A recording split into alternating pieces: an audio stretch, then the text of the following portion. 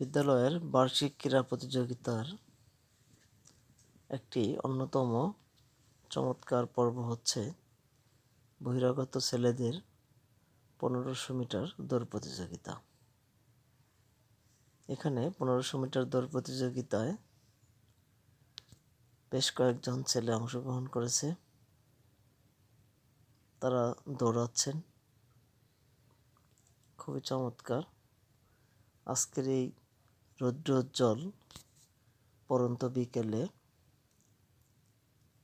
অনুষ্ঠিত হচ্ছে বার্ষিক ক্রীড়া প্রতিযোগিতা। এই চমৎকার ইভেন্টটি দেখা যাক শেষ পর্যন্ত কে জিতে।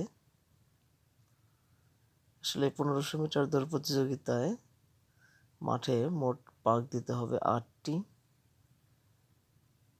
8 পাক শেষে যে সবার সামনে থাকবে সেই জয়ী হবে। দেখা যাক কে হারে কে জিতে।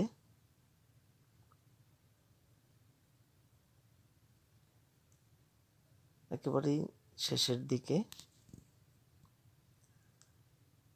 দেখা যাক কে জিতে। এই তো আমরা দেখতে পাচ্ছি এবং শেষ মুহূর্তে পিছন থেকে এসে সামনে চলে গেল।